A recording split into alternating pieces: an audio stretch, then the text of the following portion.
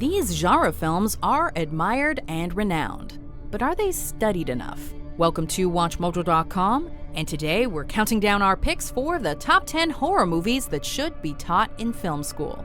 Before we begin, be sure to check out our magazine on the 75 most influential horror films of all time. For this list, we're taking a look at horror movies that are not only great, but also have a deeper layer that should be closely analyzed by film students and teachers alike. Like the already classic staples of film school curricula like Psycho and Nosferatu, these films should be given a second look, whether it's for their message, style, relevance, or technique. Number 10, The Omen. Your son, Mr. Thorne. The son of the devil. The Omen came out at the peak of Hollywood's big screen religious horror trend. Although it's considered a pivotal classic, it doesn't get the same respect as some of its contemporaries, like Suspiria and The Exorcist. The power of Christ compels you! The power of Christ compels you! Using religious imagery and the titular omens to crank up the tension may not be anything new, but it's put to use with such grace and subtlety in this Richard Donner film that we forget the more gruesome kills and set pieces. Look at me, Damien! It's all for you! The Oscar-winning score alone is a great example of music amplifying the approaching horror and storytelling, instead of just using sharp strings and jump scare music, something students would definitely pick up on. Number 9, Get Out. Do they know I'm black? Should they? A newcomer to the horror genre, Jordan Peele surprised the world when he released this shocking masterwork. The film and its premise were immediately applauded, as anyone can see that the filmmaker began with an important and relevant message first, then proceeded to add thrills and laughs. We watch the bizarre story and merciless allegory about racial tension slowly unfold, but Peele does not hesitate to entertain at every level. Can I see your license, please? He wasn't driving. I didn't ask who was driving, I asked to see his ID. The balance between the uncomfortable but sadly all too familiar racial issues and terrifying imagery is nauseating and shockingly effective. Sorry, man. Get out! Yo! Being a recent film compared to the others on this list, we can only expect that future film students will latch on. Number 8, Under the Skin. Think I'm pretty. Aye, they're gorgeous. Do you? Aye, definitely. This Jonathan Glazer film has unfortunately flown under the radar, viewed as too bizarre or art-housey for contemporary audiences. But for fans of strangeness and horror, it's become an important example of visual storytelling. Come to me. It may not seem like a horror film on the surface, but the quiet story about an alien who takes human form and preys on innocent men requires close viewing and analysis to dissect its message, even from the average viewer. The payoff is realizing how the feeling of uncomfortable terror and dread can be accomplished with so little dialogue, exposition, action, and gore. Why are you in Scotland? I just wanted to get away from it all. Number 7, The Babadook. It isn't real. It isn't real. It isn't real. How does one make a great monster movie that's not about the monster? Start by taking a page from The Babadook, which is so much more than your average monster movie.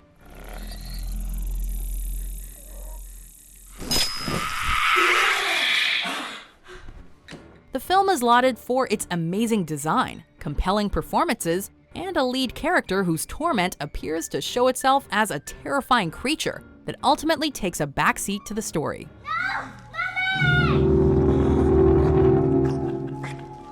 Horror has a history of physically manifesting repression and psychological issues into monsters and demons, like in Repulsion and The Innocents.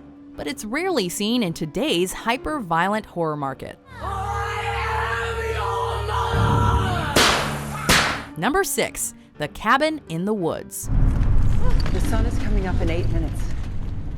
If you live to see it, the world will end. Not only was this one of the most entertaining horror outings of the early 2010s, it also brilliantly dissected the entire modern horror genre. Movies like Scream and Wes Craven's New Nightmare opened the door to such meta-analysis, but these were usually for satirical reasons. The entirety of The Cabin in the Woods is a critical mirror held up to the mostly disappointing Hollywood horror machine. while also offering a hilarious but bizarrely horrifying original story.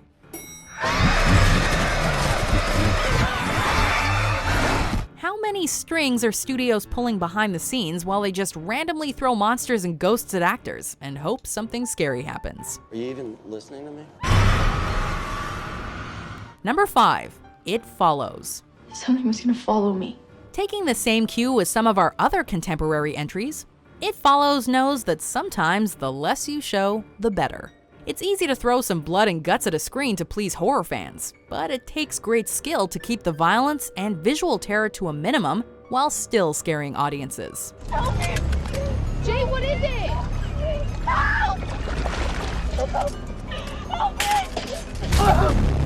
This film takes it to a whole new level, making the monster invisible. Unlike Freddy, Jason, and other slasher villains, the creature here is more of a metaphor for the terror that stays with you and slowly creeps up behind you after watching a scary movie. It's a topic ripe for discussion in film class. You don't believe me. Number 4. The Witch. Wouldst thou like to live deliciously? Are modern horror films too visually bland for your taste? Are you tired of the same old jump scares and gimmicks? Well, lucky for you, this game changer is here to stay. The Witch is the definition of a slow burn, and boy does it pay off. Similar to classic non-horror horror films, like Persona and Hour of the Wolf, The Witch plays with our expectations and perfectly utilizes sound design and cinematography to produce an uneasiness that cannot be explained until the film is over. I beg thee, save thy children. The colonial setting and Old English dialogue throws us into uncomfortable, unfamiliar territory and does not allow us to look away. We will conquer this wilderness. It will not consume us. Number 3. The Haunting. You can't really believe there's such a thing as a haunted house. If you like haunted houses and ghost stories, trust us that The Haunting did it first. It's one of the earliest horror films to use setting and sound design so effectively, so as to have the audience believe that they've been seeing ghosts the entire time. In fact, on top of being an important subject for film students, viewing The Haunting should be used as a psychological study. Until we know how it works, we'll continue to carry around this unnecessary burden of fear. Funnily enough, the movie is about people staying overnight in a haunted house for a psychological study. The characters, comprised of skeptics, scientists, and believers, represent the audience, who needs to decide if they believe in ghosts while watching the film. It ought to be burned down and the ground sowed with salt. Number 2. The Blair Witch Project. I'm scared to close my eyes. I'm scared to open them. By virtue of it becoming such a huge hit, The Blair Witch Project is sometimes dismissed by serious cinephiles as too gimmicky. Similar to the great pop song you now hate because you've heard it so many times on the radio. What's your take on the Blair Witch at this point? Do you think she exists? I don't know.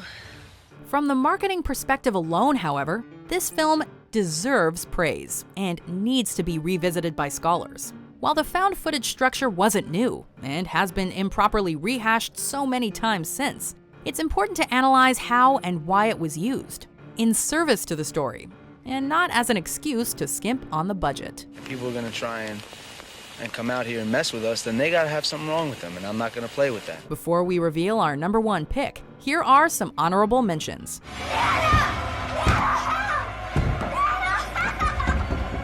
Judy? Christine is dead. She is dead. Dead, dead, dead, dead, dead.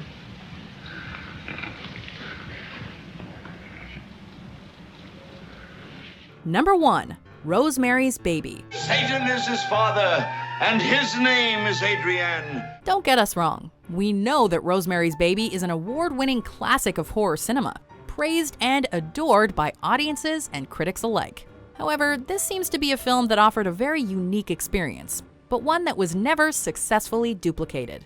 This might be because it deserves closer investigation. They use blood in their rituals, and the blood that has the most power is baby's blood. With a bizarre structure that keeps us guessing until the very end, brilliant music, fleshed out characters, and a study in trust and reliance. This is a family drama and Cold War era paranoia thriller disguised as a religious antichrist horror film. What have you done to it?